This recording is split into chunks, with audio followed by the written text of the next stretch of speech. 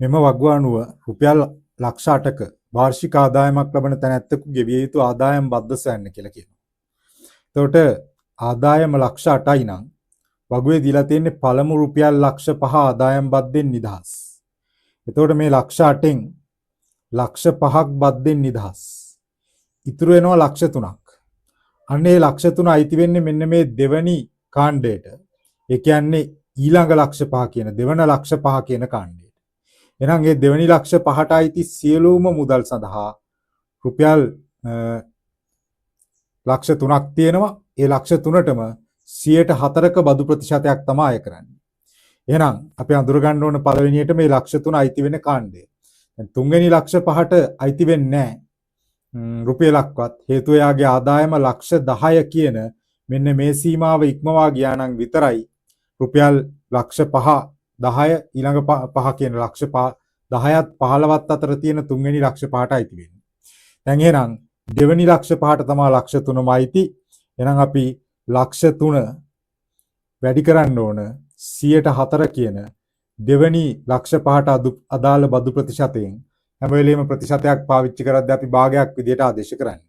බිංදු දෙකක් කපලා දාන්න පුළුවන් 3004න් වැඩි කරපුවාම රුපියල් 12000යි කියලා එනවා. රුපියල් 12000යි.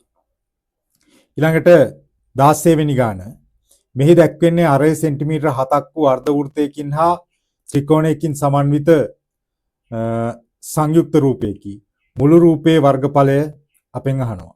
එතකොට අර්ධ වෘත්තයේ වර්ගඵලය ලියන්න පුළුවන් මුළු රවුමක්ම තිබ්බනම් 5r වර්ගය රවුමකින් කෑල්ලක් තියෙනකොට θ බෙදීම 360න් වැඩි කරනවා. ඔය අර්ධ වෘත්තයේ වර්ගඵලය. ඔකට එකතු වෙන්න ඕන ත්‍රිකෝණයේ වර්ගඵලය භාගයේ වැඩි කිරීම ආධාරකයේ වැඩි කිරීම ලම්බ උස. ඒතර මේ ත්‍රිකෝණයේ ආධාරකය කියන්නේ මෙන්න මේ මුළු පාදය 14යි. ලම්බ උස කියලා කියන්නේ මේ උස 7යි. 14 වැඩි කිරීම 7. භාගයේ වැඩි කිරීම ආධාරකයේ වැඩි කිරීම ලම්බ උස. දැන් 5 ගාගේ 7න් 22 ආදේශ කරනවා. r කියන්නේ වෘත්තයේ අරය. වෘත්තයේ අරය කියන්නේ මෙන්න මේ 7 දිග. 7 වැඩි කිරීම 7 කියලා දෙපාරක් දානවා වර්ගයේ තියෙන හින්දා. θ කියන්නේ මේ කේන්ද්‍රික ඛණ්ඩයේ කෝණය අංශක 180යි. 360න් බෙදනවා. 2ට 2 ඒවා 1යි. 14ට දෙවරක් 7යි. 7 වරක් 7 වැඩි කරපුවාම ත්‍රිකෝණයේ වර්ගඵලය එන්නේ 49යි කියන. එතකොට දැන් අර්ධ වෘත්තයේ වර්ගඵලය සම්බන්ධ සුළු කිරීම කරනවා. 180ට 180 ඒවා 1යි. 360ට 180 ඒවා 2යි. දෙවරක් 1යි. 22ට දෙවරක් 11යි. 7ට 7 කපලා අයින් කරනවා. 11 වරක් 7 77යි කියලා එනවා අර්ධ වෘත්ත කොටසේ වර්ගඵලය.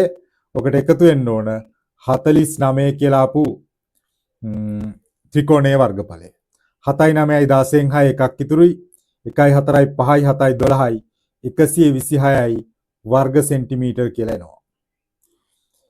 ඊළඟට 17 වෙනි ගාන කියන්නේ රූපේ දී ඇති තොරතුරු අනුව x අගය සොයන්න කියලා කියනවා. එතකොට දීලා තියෙන රූපේ දිහා බැලුවොත් x කියන්නේ කෝණයක්. x කෝණයේ අගය හොයනකොට අපිට මධ්‍ය ලක්ෂ ප්‍රමේය පාවිච්චි කරන්න වෙනවා. මේ තියෙන්නේ මේ පාදයේ මධ්‍ය ලක්ෂය. ඒ වගේම මේ තියෙන්නේ මේ පාදයේ මධ්‍ය ලක්ෂය. මධ්‍ය ලක්ෂය ආකරන රේඛාව තුන්වෙනි පාදයට සමාන්තරයි. ඒ කියන්නේ මෙන්න මේ රේඛා දෙක සමාන්තරයි. ওই රේඛා දෙක සමාන්තරයි නම් මේ කෝණය 100ක් වෙනකොට මේ කෝණයත් 100යි අනුරූප කෝණ නිසා. එහෙනම් අපිට දැන් මෙන්න මේ ත්‍රිකෝණයේ බාහිර කෝණය දන්නවා මේ පැත්තේ 100යි කියලා. අභ්‍යන්තර සම්මුඛ කෝණ දෙක කියන 20 සහ x ගේ එකතුවට ඒක සමානයි බාහිර කෝණ ප්‍රමේය අනුව. එහෙනම් මම ලියනවා x ධන 20 සමානයි 100යි. බාහිර කෝණ ප්‍රමේයෙන් ලිව්වේ උතනින් x හොයන්න පුළුවන් 100න් 20ක් අඩු කරනවා. 100න් 20ක් අඩු කරපුවාම 80යි අංශක කියලා එනවා. ඊළඟට 18 වෙනි ගාන කියන්නේ අපිට න්‍යාස සම්බන්ධතාවයක් දීලා තියෙනවා. ඒ න්‍යාස සම්බන්ධතාවයේ x හා y අගය සොයන්න කියලා කියනවා. ඒතර න්‍යාස දෙක ಗುಣ වෙලා ඉන්නේ. අපි දන්නවා න්‍යාස ಗುಣ කරද්දී මෙන්න මේ පේලිය මේ තීරයෙන් ಗುಣ කරපුවාම තමයි මේ උත්තරේ එන්න ඕන. පේලියක් තීරයකින් ಗುಣ කරද්දී මුලින්ම වැඩි කරනවා දෙවරක් 1 2යි. ඊළඟට ඍණ 1 වරක් ඍණ 2 ඍණයි වැඩි කරද්දී ධන 1 වරක් 2 2යි. 2යි 2යි එකතු කරපුවාම 4යි කියලා එනවා. ඔය තමයි x ක්‍යාගය. ඒ වගේම y ක්‍යාගය ගන්නකොට මේ තීරය මේ පේලිය මේ දෙවන තීරයෙන් ಗುಣ කරන්න ඕන. පළවෙනි පේලියේ දෙවරක් 3 6යි. ඍණයි දෙවරක් 3 6යි. ඍණ 1 එකෙන් වැඩි කරනකොට ඍණයි ධනයි වැඩි කරද්දී ඍණයි ධනයි ඍණ 1 වරක් 1 1යි. එතකොට y ක්‍යාගය එනවා 6න් එකක් අඩු කරපුවාම 5යි කියලා. ඊළඟට 19 වෙනි ගැටලුව.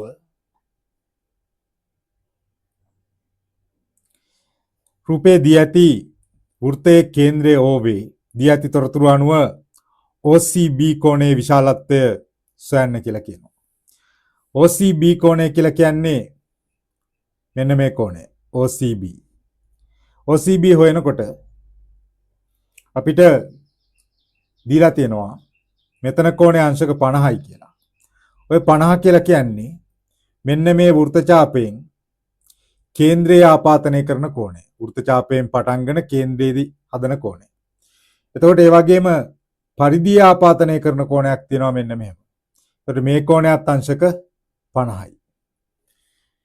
ඊළඟට මේ කෝණය අංශක 90යි. හේතුව අපි දන්නවා මේ තියෙන අරය ඔය අරය ජායක මධ්‍ය ලක්ෂයට ආකරන රේඛාව. මේ ජාය මධ්‍ය ලක්ෂයට ආකරන රේඛාව නිසා මේක 90යි. එහෙනම් ඔය අපිට හොයන්න කියන OCB කෝණය හොයන්න පුළුවන් මේ ත්‍රිකෝණයේ අභ්‍යන්තර කෝණවල එකතු අරගෙන. මම ලියනවා OCB කෝණය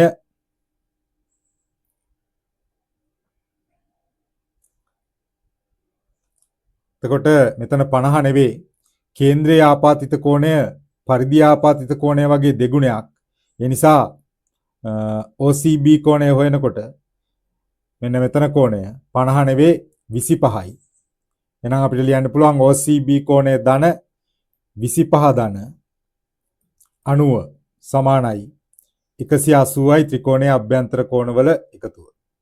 දැන් OCB කෝණය සමානයි 180 මේ පැත්තේ තියෙන ධන ඉලක්කම් දෙක එහා පැත්තට යනකොට ඍණ වෙනවා. මම දෙන්න එකපාර එකතු කරලා ගන්නවා 5.5යි 9යි 2යි 11යි 180න් 115ක් අඩු කරපුවාම අංශක 65ක් කියලායි OCB කෝණය.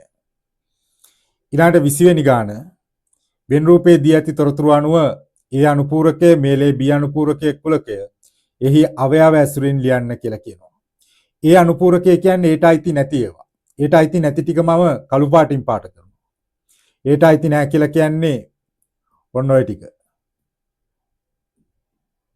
ඒ රවුම නැතුව ඊටු ටික. ඊළඟට B අනුපූරකය කියන්නේ B ට අයිති නැති ටික. B ට අයිති නැති ටික කියන්නේ ඔන්න ඔය රතු පාටින් පාට කරපු ටික. එහෙනම් ඔය දෙකේ මේලේ අහන්නේ. මේලේ කියන්නේ සියලුම අවයව. සියලුම අවයව කියන්නේ මම දැන් රතු පාටින් හරි කළු පාටින් හරි පාට දෙකෙන්ම හරි පාට කරපු සියලුම ඒවා. ඒ කියන්නේ මෙන්න මේ 1යි 2යි ලියන්න බෑ. ඊටු ටික ඔක්කොම ලියන්න ඕන. එහෙනම් ලියන්න පුළුවන් 3 4 සහ 5 කුලකයක් ලියද්දී සංගල වරහණක් ඇතුළත ලියන්න ඕන.